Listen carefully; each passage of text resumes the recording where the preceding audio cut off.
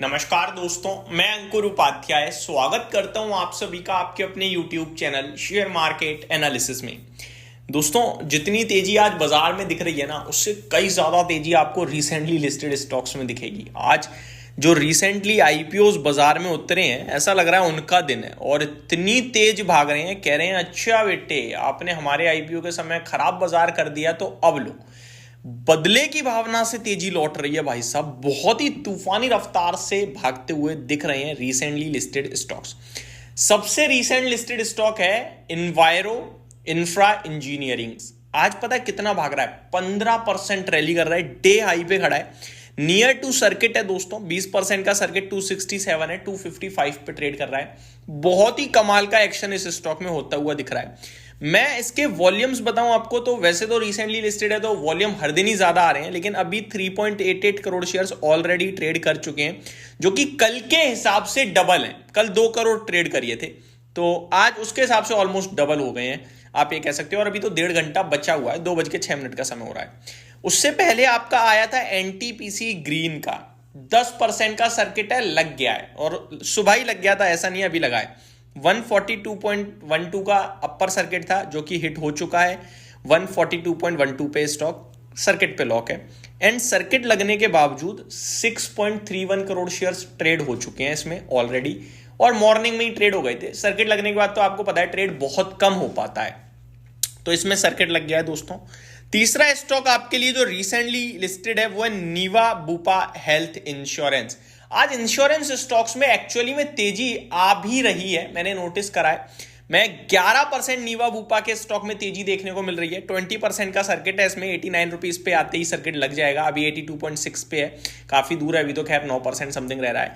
But 8% की तेजी, sorry 11% हो चुका है अभी, 11% की तेजी इस स्टॉक में भी देखने को मिल रही है। और वॉल्यूम्स की बात करूं तो जहां इस स्टॉक में एवरेज वॉल्यूम मुझे दिख रहा है 20 लाख 25 लाख का है, आज 2.15 करोड़ शेयर्स ट्रेड हुए हैं, तो बड़े वॉल्यूम्स आते हुए दिख रहे हैं इस स्टॉक में। आगे बात करें दोस्तों तो एक्मे सोलार होल्डिंग्स, इसके तो आईपीओ को भी बाजार ने उतना खास नहीं इंटरेस्ट लिया था, लेकिन आज ये भी 4% की रैली कर रहा है। स्विगी 4% की रैली कर रहा है। सेगलिटी की बात करें तो ये आपके लिए 2% लाल निशान में है। अदरवाइज रिसेंट के टॉप 10 में 2 ही आपको लाल में दिखेंगे, एक ब्लैक बक जिंका लॉजिस्टिक 2.5% नीचे है और एक सेगलिटी का आईपीओ आपको 2% नीचे दिखेगा। बाकी मैक्सिमम मेजोरिटी साइड पे आपके लिए हरे निशान में और तेजी में ही स्टॉक्स ट्रेड करते हुए दिख रहे हैं। और रिसेंट के 2-4 जो हैं इनमें तो आग लगी पड़ी है। अब सवाल उठता है कि क्या इनमें किसी में खरीदारी बनती है? देखो, इनमें से किसी भी स्टॉक पे कोई मैंने रिसर्च नहीं करी, कोई फाइनेंशियल्स नहीं देखे हैं, कोई पढ़ा नहीं है, डेटा भी कमी है टेक्निकल टर्म्स पे जो बात कर लें, इसलिए मैं बाय या सेल के बारे में किसी के बारे में भी अपना व्यू नहीं रखूंगा क्योंकि है ही नहीं। लेकिन एनटीपीसी ग्रीन, आप सभी हम सभी को पता है कि एनटीपीसी की सब्सिडरी है और मार्केट में एक इतिहास रहा है ज्यादातर कि जब भी किसी बड़ी कंपनी की कोई सब्सिडरी कंपनी आए ना, वो हमेशा पैसा बना के देती है शॉर्ट टर्म में।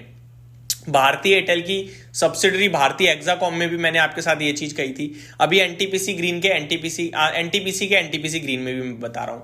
लेकिन आईपीओ पे मैंने इसके भी पैसा लगाने की राय नहीं दी थी। रीजन मेरे को लग रहा था बिल्कुल सुस्त लिस्टिंग होगी, कुछ भी खास मजा नहीं आने वाला है, मार्केट भी डल है। आपने सुस्त लिस्टिंग होते हुए भी देखी डल मार्केट में, लेकिन उसके बाद मोमेंटम इसमें कंटिन्यू बन चुका है। अब भी अगर मैं नोटिस करूं तो एनटीपीसी ग्रीन 31% रैली कर चुका है अपने इशू प्राइस से, और इन्वायरो हेल्थ में तो 75% की तेजी, इन्वायरो हेल्थ कह रहा हूं, इन्वायरो इंफ्रा में लगभग 75% की तेजी बन चुकी है। वहीं ब्लैक बक आज भले ही लाल निशान में, लेकिन अपनी लिस्टिंग प्राइस से 16% ऊपर है। नीवा उपा हेल्थ में 11% की तेजी टोटल है लिस्टिंग गेन्स में, और आज की ही देखी जाए तो 11% है। तो आज जो चला है वही चला है नीवा उपा, तो आप ये कह सकते हो। एक्मे सोलर हालांकि स्टिल 6% नीचे ही दिख रहा है, अपने इन्वेस्टर्स को लॉस दे रहा है इशू प्राइस से, वैसे आज ऊपर है। स्विगी आज रिजल्ट्स भी आने हैं, 31% ऊपर है इशू प्राइस से, और इंट्राडे में 4% की तेजी देखने को मिल रही है आप सभी को। दोस्तों, एफकॉन्स के आईपीओ में अभी तक कुछ बड़ा मूव नहीं आया है और आज तो फ्लैट टू नेगेटिव है, लेकिन इशू प्राइस से स्टिल आपको दिख रहा है 6-6.5% ऊपर। मेरे को लगता है ये एक स्टॉक है जो यहां से 10% तक मूव देने के लिए हो सकता है रेडी हो रहा है। तो एफकॉन्स के आईपीओ, एफकॉन्स इंफ्रा के स्टॉक पे आप नजर बना के रख सकते हैं। बाकी Hyundai मोटर्स इसके भी कुछ खास एक्शन नहीं चल रहा है, इसमें भी मैंने आपसे अवॉइड की राय ही दी थी। KRN हीट एक्सचेंजर आज फ्लैट टू पॉजिटिव है, लेकिन ओवरऑल देखा जाए तो इसने बहुत बड़े पैसे बनाए हैं, 278% के रिटर्न्स दिए हैं अपने इन्वेस्टर्स को इशू प्राइस के सामने।